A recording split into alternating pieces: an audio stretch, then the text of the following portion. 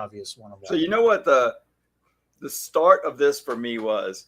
I just, it's sort of like when your kids are growing. I know you don't have chillins, but when your little chillins are growing up and friends or relatives or you come see my kid and you're like, God, you've gotten so tall, or my, you've grown so much. When you're with it, you don't see the growth. For me, that's how extensions was for like my first 7 years. I had this slow growth process. I just, Mm. from a small town, had to get better at it, or I feared I would lose the clients if I wasn't good, if I wasn't better than, and I'm a bit competitive. So I wanted to be better than everybody else in this area. I'd been to a couple classes and I saw the good and the bad in the room. And I'm like, I got to be at least as good as the best one in the room or better.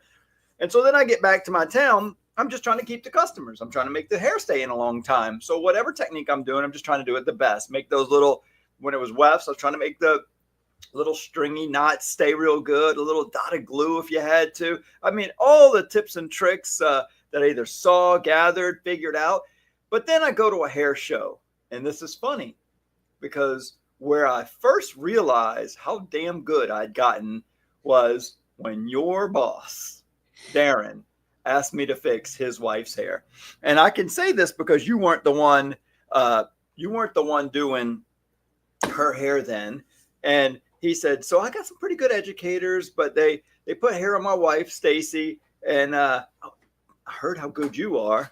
And I was thinking, nobody's heard of me. What do you mean you heard how good I am? I'm nobody right now. I'm wondering who said I was good.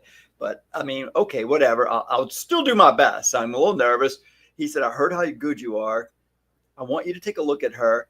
And, they're good at putting extensions in. I'm not sure they're so good at the blending or the cutting. And I was wondering if you could tweak her cut a little bit before the New York hair show this weekend. And I said, sure. Where is she? And he brings her over. I take a look. And this is when I realized how important two of the how many steps that me and RJ were talking earlier. And 1, 2, 3, 4, 5. We got 5 like secrets to perfect extensions. And they're not so much secrets. They're just important things that you have to acknowledge when doing extensions. And 2 of the things, oh my God, maybe all of the things needed to be done on her head. So the first thing I look at is I said, okay, well, there is no cut that can fix what's not there. So the first thing was not enough hair.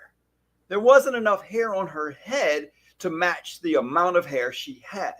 And so that was the first thing. And then the second, to me, the second most important thing, and I don't know which is more important first, but the second was where it's put. Placement. Yeah. So, this, what my opinion was, too little hair on her head. Maybe if it was placed better, it could have blended better. But there was so much space between these bonds and they were too low.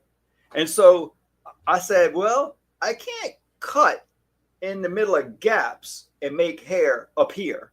So there's just no hair where I need it to blend. And the hair they have isn't high enough on her head to blend the top layers in.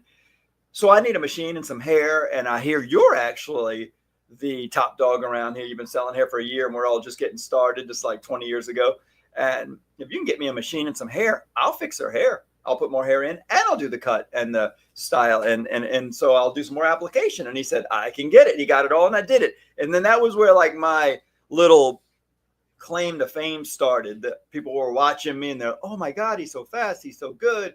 He does a good cut. Will you be on stage with us this weekend? And I was like, oh no, I can't do that. I cannot talk in front of a crowd. And long story short, I ended up on stage that weekend, did way better than I ever thought I could, had no professional training.